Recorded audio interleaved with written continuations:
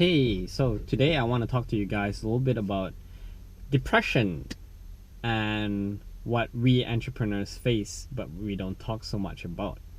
Why is it something important to talk about? Is because depression it's a heavy subject. It can lead to people committing suicide, it can lead to people wallowing away in despairs. At the end of the day, it's not a place that we want to be.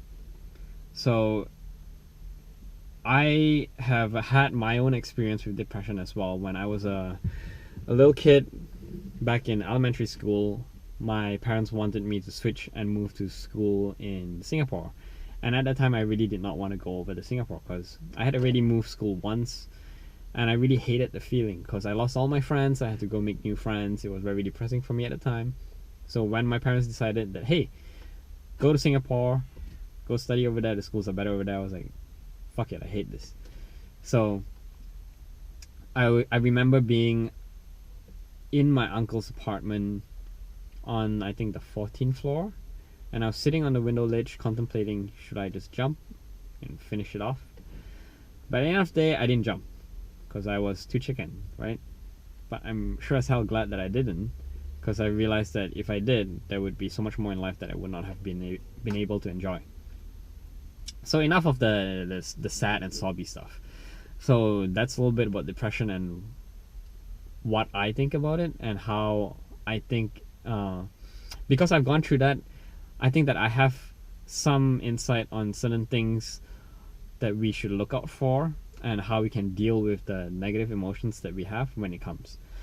So entrepreneurs, they face a lot of rejection, right? You go out, you validate your idea, you talk to a lot of people are going to tell you it's a freaking stupid idea. Family members are going to tell you you're wasting your time, you're not, go get a job. Yes, it's really tough. And how do you deal with that? So a lot of rejection, I'd say the best way to deal with rejection is to have faith in what you're doing. You have to do something that you believe is going to lead you to your vision, to your end goal. If you're not doing something like that and you don't have faith, then you'll easily get depressed when you get rejected. And how do you build that vision, that end goal, and how do you build that faith? So first, I'll talk a little bit about your values. There will be another exercise in a different video to help you understand your values. But hopefully, if you've done that exercise, you understand what your top, say, 5 values are, and you want to make sure that whatever you're doing at the present moment in your entrepreneurial activities, the business that you're trying to start, is fulfilling those values. If you're not doing something that fulfills your values, then it's going to be very difficult for you to actually face all that rejection that you're going to be facing. Also, you want to understand the difference between, like Keith Ipple likes to say, your current manifestation of your vision versus your actual vision, right? So, like for example, what I want to do eventually is, my grand vision is to be the thought leader when it comes to personal development, especially specifically to entrepreneurs. And I know that what I'm doing right now is just a current manifestation of it. I'm not where I need to be right now, but I'm on the right path. At least I would like to think so. So learn to identify the difference. So what you're doing right now may not be what you actually want to be doing, but if you have faith that what you're doing is going to lead you to that goal, then you know that you're on the right path and you're able to actually deal with all the rejection that's coming your way. So that's one thing. Another thing that helps a little bit with faith is goal setting and planning, right? So think about your 5-year goals, your 3-year goals, your yearly goals, monthly goals, weekly goals, daily goals. So I'll share a small example of mine. My daily goal is each and every day I read about at least 10 pages of a book, ebook or physical book. I do this because each and every day I feel that if I read, I'm going to be able to learn something new that I can share with other people and help enrich other people's lives. And then on a weekly basis, I run a personal development meetup. So I meet up with a bunch of friends and we talk about our best learnings, best practices, and how we can help improve each other's lives. And then on a monthly basis, I try to come up with blog posts, videos. So right now in a month, maybe I write about 3 or 4 blog posts. Actually, maybe less than that, 2 or 3. I should be doing more. Same with videos as well, 2 or 3 videos that are oriented towards the personal development space. But yes, if you do have this plan and you actually build it in such a way that you can see yourself achieving it, then you will be able to deal with all that rejection that you face on a daily basis. Because face it, it's a numbers game. When it comes to building a business, getting customers is very much like, courting someone in a relationship, right? If you ask 100 girls to date you or 100 guys, you're going to be faced with a lot of rejection, but at least one or two are going to say yes. Same thing with your customers as well. You want to find that right customer that's going to really like you for what you're doing, not so much being forced upon you because you're being a very pushy salesperson. But at the end of the day, there's going to be a lot of rejection. So that's what I'm trying to say. So yep, that is dealing with rejection. Interestingly, there's also depression that comes from success. You might not think of it that way, but it's very true. You often see a lot of celebrities, a lot of musicians, when they reach that height of fame, they end up turning to drugs, turning to alcohol, and then they have all sorts of issues coming up. Why do they do this, right? They finally become as successful as we all would like to be, and then they end up destroying their lives. It happens because when you get to the top, what's next, right? Jared Robbins actually said something interesting at the Socialite conference over Startup Week, and it's very true, I think. So Jared Robbins is Tony Robbins' son, for those of you who don't know.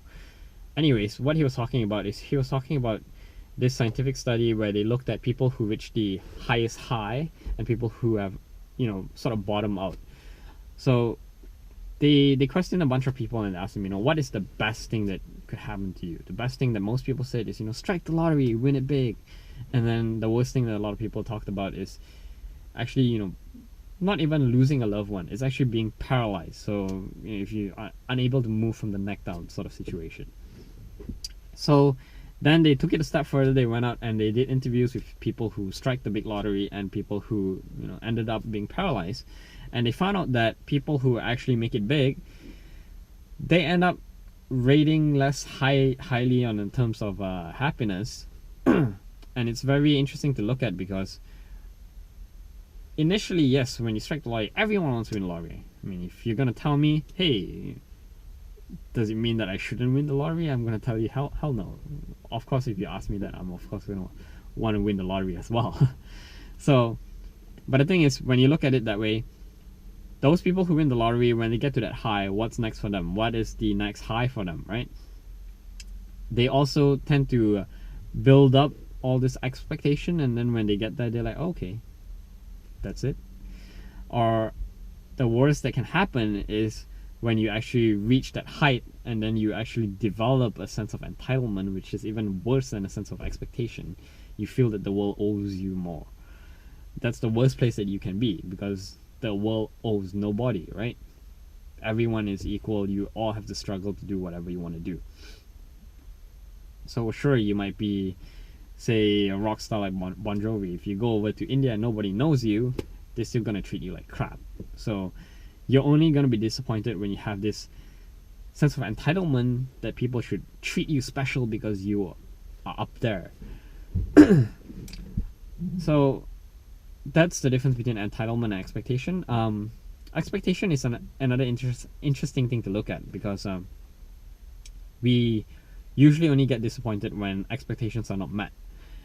That being said, I'm not telling you that you shouldn't have any expectations. Expectations are good because they help you work towards a goal. They help you, measure yourself. But don't expect unreasonable things. That's what I'm trying to say.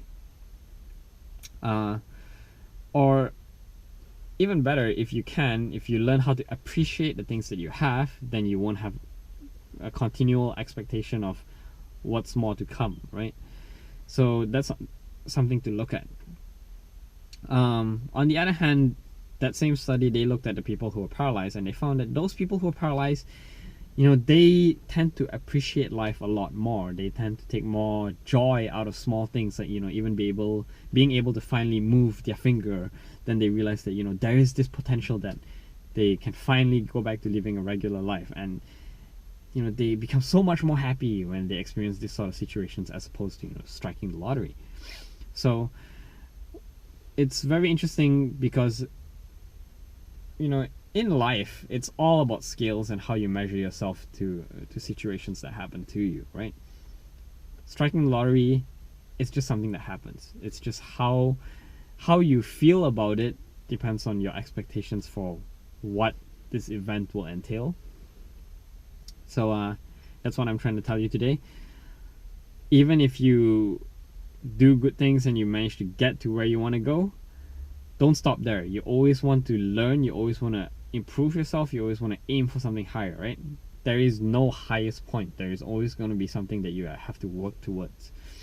If you always make sure that you have something to move on, what's next, then you will never end up being stagnant, and you won't find that you're in place not doing anything, and that helps you prevent yourself from being depressed as well.